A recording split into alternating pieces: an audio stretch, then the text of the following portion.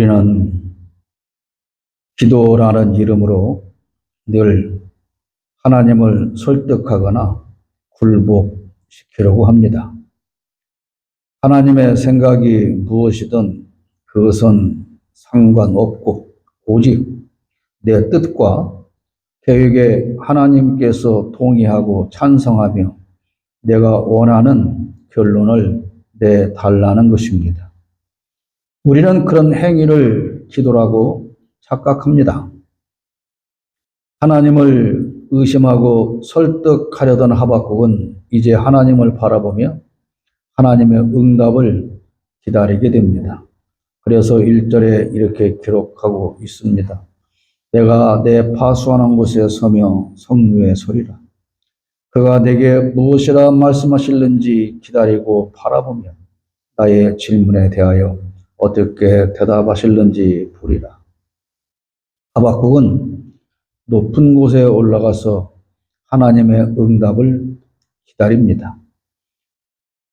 하박국은 하나님께서 응답하실 기회를 드린 겁니다. 기도는 이런 겁니다. 우리는 속사포처럼 내가 할 말만 던지고 하나님께서 나에게 말씀하실 시간을 전혀 드리지 않습니다. 그러나 하나님은 즉석에서 우리에게 음성으로 응답하시는 건 아닙니다. 지난주에 말씀드린 것처럼 하나님은 이미 성경을 통해서 다 응답해 놓으셨습니다. 그러므로 우리 기도의 응답은 성경 말씀에서 찾아야 하는 겁니다. 그런데 우리는 내가 할 말만 쏟아놓고 그것을 기도했다고 합니다. 하박국은 높은 곳에 올라가서 하나님의 응답을 기다립니다. 내가 할 말만 쏟아놓는 것은 기도라고 하지 않고 주문이라고 하는 겁니다. 높이 올라가서 하나님을 바라봐야 응답을 듣게 됩니다. 여러분의 기도에 대한 응답 듣기를 원한다면 높은 곳에 올라가서 높이 계신 하나님을 바라보십시오. 그것은 성경을 통해서 하나님의 응답을 찾는 겁니다. 성경 말씀을 통해서 내가 기도하며 질문했던 것들에 대한 응답을 들어야 하는 겁니다. 하나님은 선지자 하박국에게 응답을 주셨는데 세상이 앞으로 어떻게 될 것인지 또 하나님이 어떤 일을 하실 것인지 그것에 관해서 묵시로 응답해 주셨습니다. 2절 여호와께서 내게 대답하여 이르시되 너는 이 묵시를 기록하여 판에 명백히 새기되 달려가면서도 읽을 수 있게 하라. 여러분, 하나님의 묵시를 기록한 책이 성경입니다. 아시겠습니까? 하나님의 묵시를 기록해서 오늘 우리에게 응답을 주신 책이 그게 바로 성경 책에 기록되어 있는 하나님의 말씀인 겁니다. 그러니까 하나님의 응답은 다른 데서 찾을 방법이 없고 묵시로 기록해 주신 성경을 통해서 우리는 응답을 듣게 되는 거죠. 하박국은 하나님으로부터 두 가지 지시를 받습니다. 그것은 기록하라는 것과 기다리라는 것입니다. 하나님은 하박국이 받은 메시지를 모든 사람에게 전해야 합니다. 우리는 하나님으로부터 받은 메시지를 기록하고 많은 사람에게 전해야 합니다. 교회는 늘 전도를 강요합니다. 전도는 사람을 데려다가 예배당의 빈 자리를 채우는 것이 아닙니다. 전도는 내가 들은 하나님의 메시지를 다른 사람들에게 전달하는 것입니다. 그러므로 지금 이 시대에 오늘 우리가 대한민국 국민에게 전해야 할 메시지는 무엇입니까? 예수 천국일까요? 우리를 핍박하는 이 악한 정권은 하나님께서 반드시 심판해 주실 것이니 믿고 인내하고 기도하며 하나님의 뜻을 기다리십시오. 이 메시지를 우리 이웃들에게 전해야 하는 겁니다. 우리 이성종 선생님도 어저께 함께 다녀왔습니다만은 어제 여의도에 정말 수만 명의 인파가 모였습니다. 모처럼 많은 인파가 모인 걸 봤습니다. 제가 한 자리에 서서 그 인파 처음부터 끝까지 다 지나가기를 기다렸지만 10분이 넘도록 끝이 나타나지 않아서 제가 중간에 포기할 정도였습니다. 하나님은 일하십니다. 그 메시지를 우리는 다른 사람들에게 전파해야 하는 겁니다. 신앙은 또한 기다리는 겁니다. 하나님의 약속을 믿고 기다리는 것이 신앙입니다. 그러므로 신앙은 인내하는 겁니다. 하나님께서 정하신 그때까지 우리는 말씀을 믿고 인내하는 것입니다. 3절에 보십시오. 이 묵시는 정한 때가 있나니 그 종말이 속히 이르겠고 결코 거짓되지 아니하리라. 비록 더딜지라도 기다리라. 지체되지 않고 반드시 응하리라. 너희들이 보기에는 더딘 것 같으나 그러나 하나님은 지체하지 않고 반드시 응답해 주실 것을 믿고 인내하시기를 축복합니다. 하나님의 말씀은 반드시 이루어집니다. 이루어질 수도 있는 게 아니고 반드시 이루어집니다. 더딜지라도 반드시 이루어집니다. 그걸 믿고 기다리는 것이 신앙입니다. 초조하고 불안해하며 걱정하는 건 신앙이 아닙니다. 아무리 기도해도 하나님은 응답하지 않으시고 우리의 상황이 더 악화하는 것처럼 보일지라도 실망하고 주저앉는 것은 신앙이 아닙니다. 그래서 히브리서 기자는 이렇게 10장 36절에 기록합니다. 너희에게 인내가 필요함은 너희가 하나님의 뜻을 행한 후에 약속하신 것을 받기 위함이라. 인내가 필요한 것입니다. 약속하신 것을 받기 위해서 우리는 인내해야 하는 겁니다. 어떠한 상황 속에서도 하나님의 약속은 반드시 이루어짐을 믿고 그 약속을 기다리는 성도 여러분 되시기를 축복합니다. 하나님은 바벨론에 대한 심판을 하박국에게 말씀해 주셨습니다. 하나님은 악한 권력을 반드시 심판하십니다. 선지자는 하나님으로부터 기록하고 기다리라는 지시를 받았습니다. 그리고 묵시를 통해서 바벨론이 심판받고 멸망할 것에 관한 응답을 듣게 됩니다. 하나님은 바벨론에 대하여 5가지로 그 죄를 거론하며 심판하실 거라고 하십니다. 지금 대한민국을 다스리는 검사 독재 정권은 유다를 압제했던 바벨론과 전혀 다르지 않습니다. 그러므로 바벨론이 하나님의 심판을 받았다면 당연히 이 무도한 검사 독재 정권도 심판받게 되는 것입니다. 5가지 중에 첫째로 바벨론은 이기적인 야심을 가지고 있었다고 6절에 말씀합니다. 화 있을진저 자기 소유 아닌 것을 모으는 자요.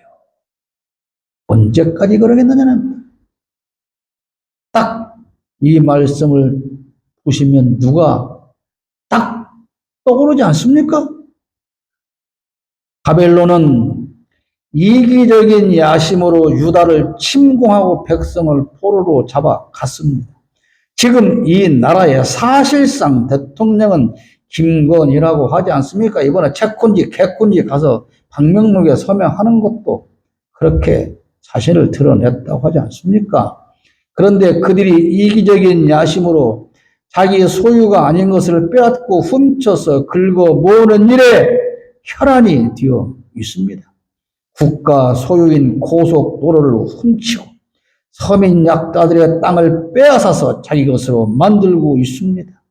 과연 저들은 언제까지 그럴 수 있을까요, 여러분? 결국 그렇게 해서 본 남의 소유를 반드시 토해내는 그날은 오고야 말 것입니다. 두 번째로 바벨론은 탐심에 사로잡혀 있었다고 9절에 기록하고 있습니다. 자기 집을 위하여 부당한 이익을 취하는 자에게 화 있을. 또 떠오르는 사람 있지 않습니까?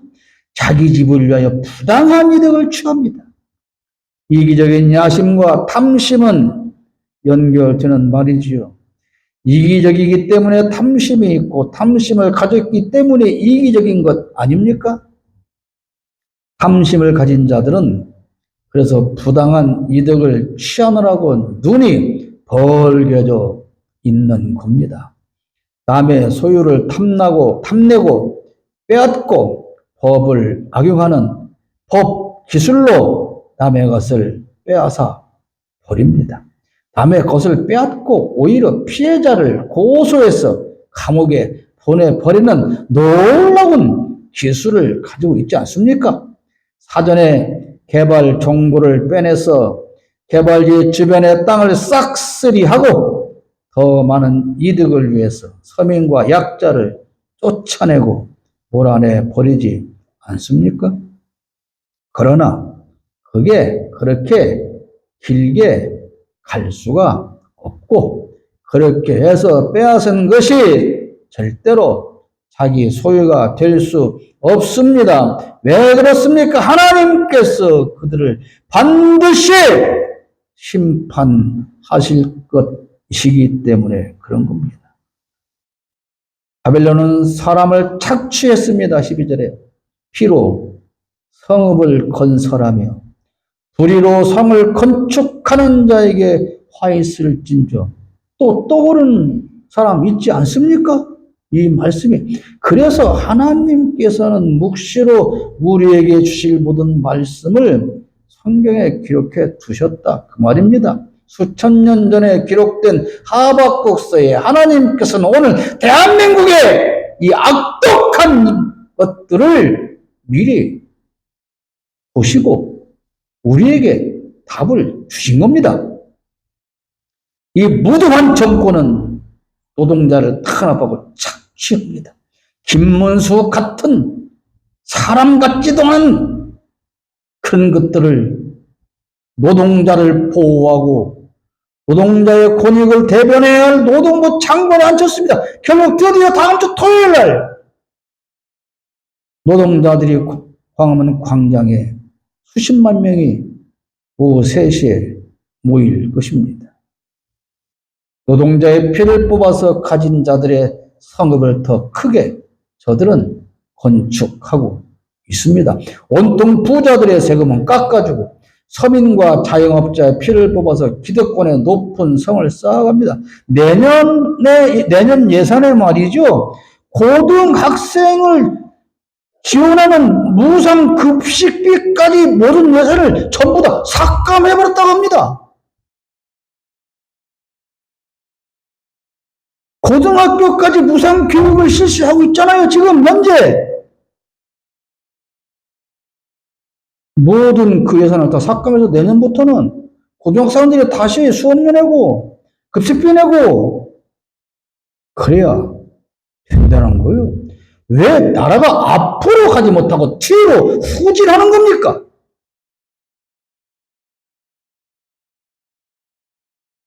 그 가진 자들을 위해서 노동자들은 감옥에 갇히고 현장에서 피 흘리고 죽어갑니다. 일하고 오겠다고 아침에 출근한 가족이 저녁에 퇴근하지 못하는 일이 얼마나 많이 일어나고 있습니까? 그럼에도 불구하고 그들의 피를 뽑아서 가진 자들의 성을 세우고 있는 겁니다. 유다 백성을 포로로 잡아다가 착취하며 불의한 성을 건축한 바벨론은 그래서 결국 망하고 말았다는 사실을 저들은 반드시 명심해야 할 것입니다. 네 번째로 바벨론은 방탕했다고 15절에 기록하고 있습니다. 이웃에게 술을 마시게 하되 자기의 분노를 토하여 그에게 취하게 하고 그 하체를 드러내려는 자에게 화 있을지. 술을 마시게 하고 자기의 분노를 더하고 또 다른 사람에게 취하게 해서 가짜의 수치를 드러내는 사람이 한 사람 있지 않습니까? 떠오르지 않습니까? 누군지? 그리고 분노를 더하여 경노하고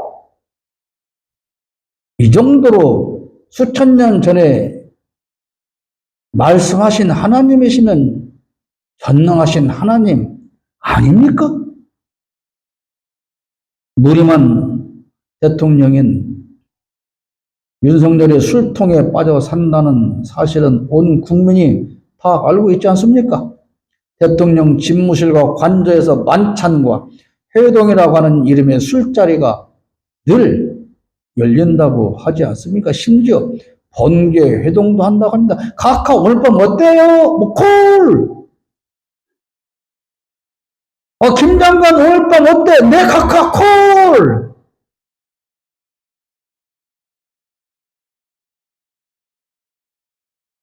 혼자만 술을 처 마시는 게 아니고 여러 사람에게 술을 마시게 하고 자기의 분노를 더하여 경노한다고 하지 않습니까?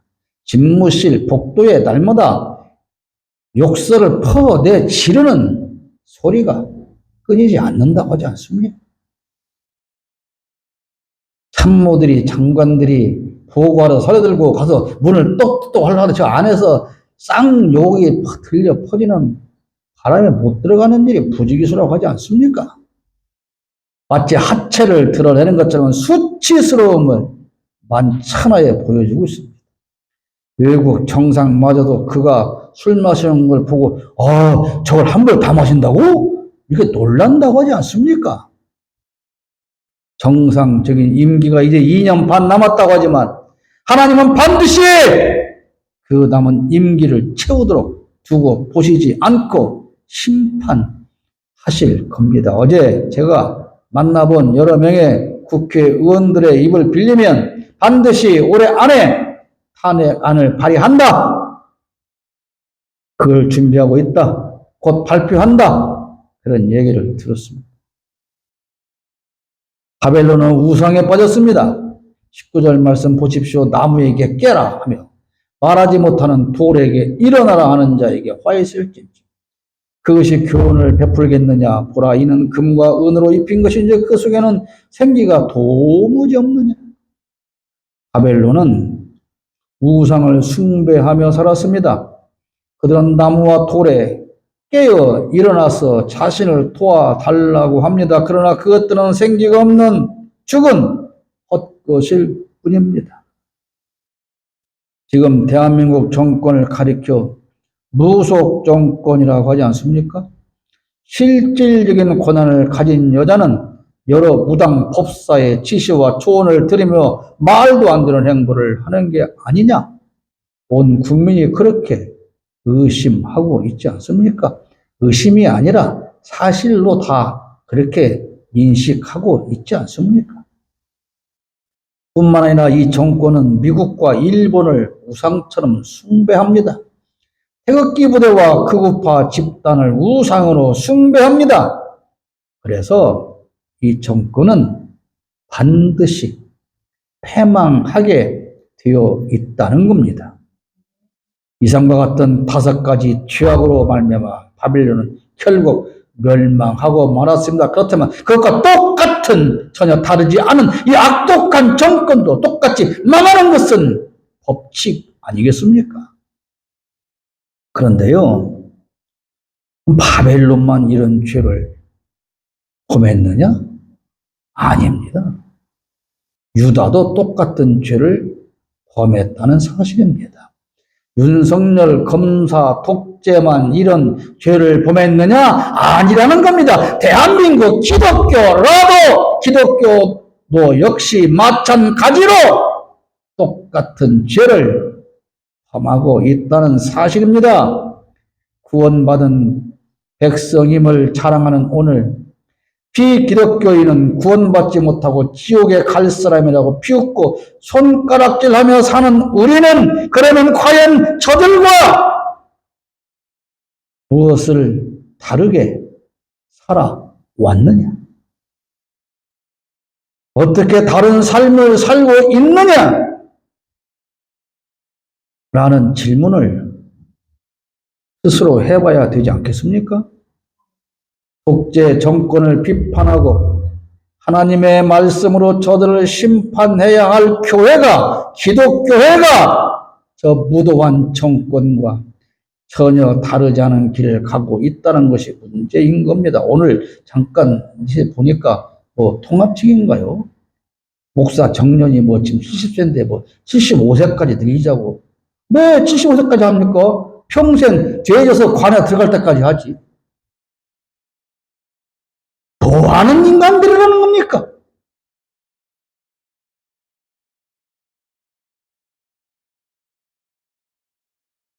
저들을 심판하고 저들을 바르게 인도해야 할 교회가 저 무도한 정권과 전혀 다르지 않다면, 그렇다면 바벨론이 망한 것처럼, 유다가 망한 것처럼, 이 독재 정권이 망한 것처럼 한국 기독교도 망할 수밖에 없는 거 아닙니까, 여러분?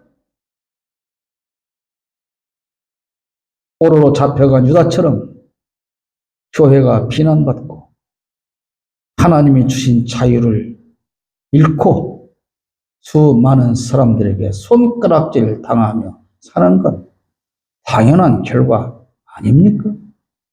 지난 9월 8일 부산 해운대 백사장에 10만 성도가 모여서 하나님 회개합니다. 그러면서 성령 부흥 집회를 열었다고 합니다. 무엇을 회개했을까요? 그 10만 명의 한국 기독교인이 해운대 백사장에 모여서 무엇을 들어야 합니까? 윤석열 검사 독재 무력정권 물러라! 그 깃발 들여야 되는 거 아닙니까? 무엇을 회개했다는 거예요? 한국교회 부흥을 위해서 회개했답니다. 하나님 한 번도 한국교회 부흥을 이루어주시옵소서. 그렇게 10년 만에 10만 명이 모였어. 다시 한 번 더 한국교회를 부흥시켜달라고 그렇게 성령 집회를 했다는데, 과연 성령께서 그곳에 강의는 하셨을까요?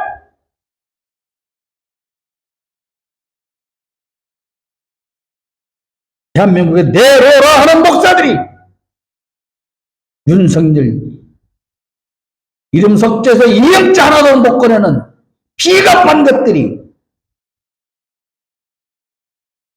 교인이 수천 명이 모이면 수만 명이 모이면 뭐 하는 겁니까? 그래도 지금 이 시대의 한국 교회 지도자급으로 인정받는다는 그런 목사들마저 강사로 참여해서 그런 말 한마디 못하는 게 우리 교회인지 남의 교회인지 모르겠지만 비겁한 겁니다.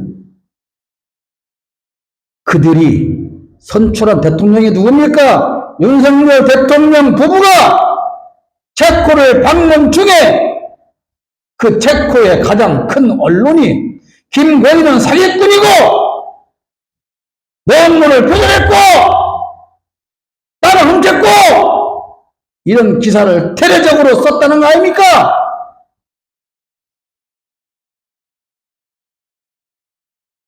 적어도 그런 인간을 대통령으로 뽑아놓고 이 나라가 세계적인 조국거리가 되었다고 하는 것에 자비하고 회개해야 하는 거 아닙니까? 교회라면.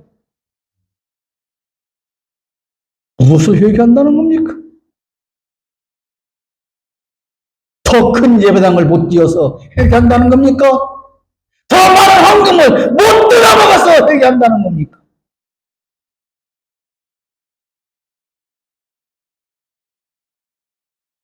망합니다. 티끌을 무릅쓰고 배옷을 입고 엎드려 금식하며 통에 자복해도 부족할 판에 다 늙어 빠져서 청년 연장이나 해달라고, 이런 한심한 것들이 왜요? 청년터 연장해서 더 많은 무당정권 세우게?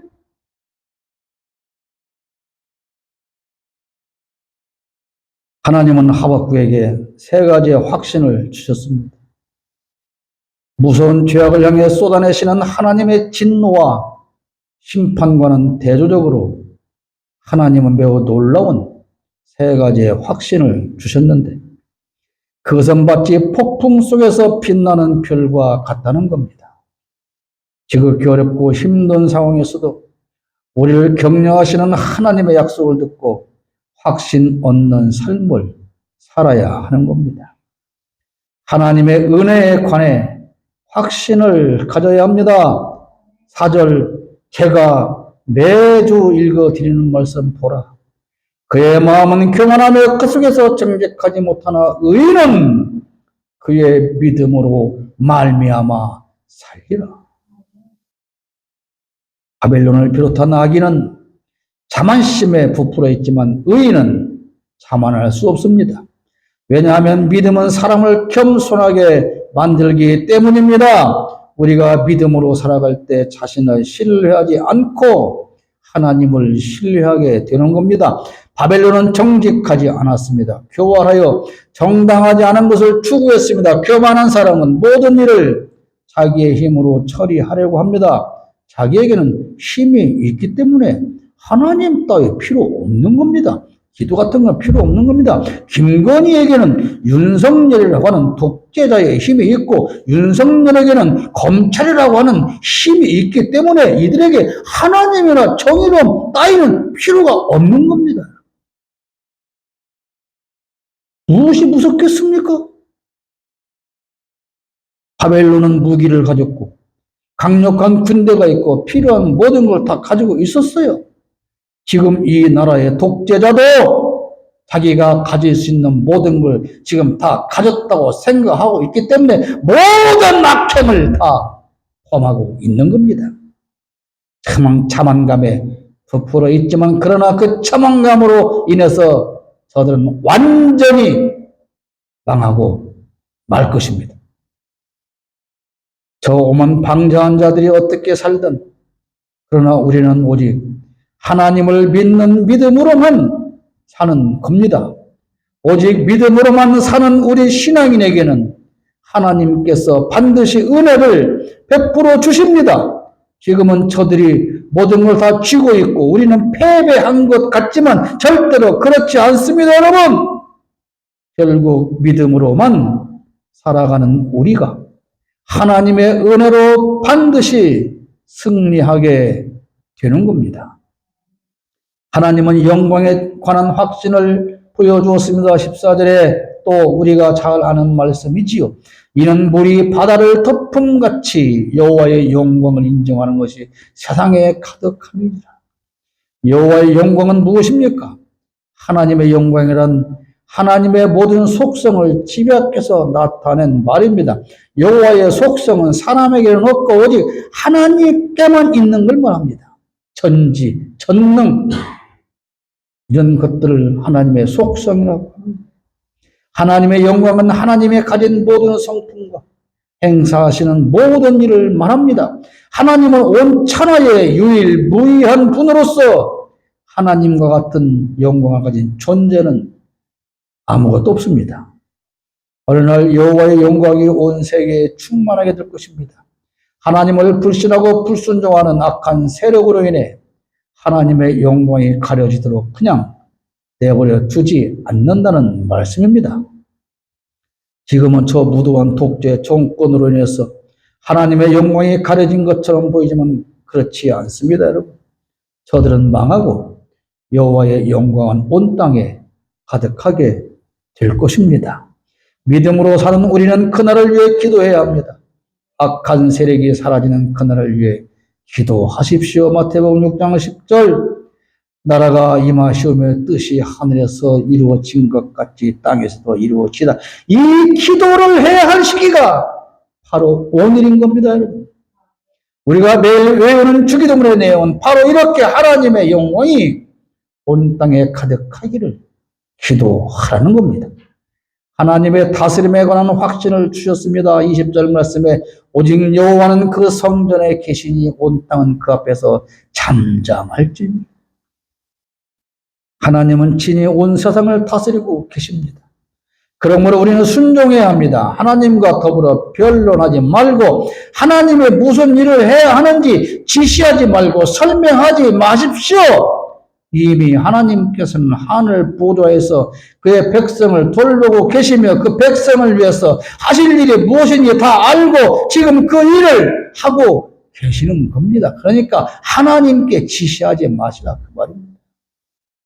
사탄은 악한 사람을 동원해서 우리를 파괴하려고 모든 수단과 방법을 다 쓰지만 하늘에 계신 하나님께서는 우리를 반드시 보호하고 보존해 주신다는 사실을 믿으시기 바랍니다. 10편 46편 10절도 우리가 잘 알지 않습니까? 이르시기를 너희는 가만히 있어 내가 하나님됨을 알지어다. 우리가 세상을 바라보면 실망할 일밖에 없습니다. 이 세상은 이기적인 야심과 탐심과 죄악으로 가득합니다. 남을 해치고 죽이고 착취하고 탄압하며 남의 소유를 자기 것으로 챙깁니다. 권력을 우상으로 숭배합니다. 그러나 이런 세상만 바라보지 말고 여러분 눈을 높이 들어 하나님을 바라보십시오. 그것이 바로 믿음으로 사는 것입니다. 우리는 지금 어느 편의 삶을 살고 있습니까? 바벨론과 악한 사람들처럼 교만한 마음으로 오만방자한 삶입니까? 아니면 하나님만 바라보는 믿음의 삶입니까? 무도한 독재 권력의 편입니까? 탄압당하는 이웃의 편입니까? 악한 세력은 반드시 망합니다. 그러나 우리가 오직 믿음으로만 살아간다면 하박국 선지자처럼 하나님을 찬양하는 그 자리로 우리는 나아가게 될 것입니다.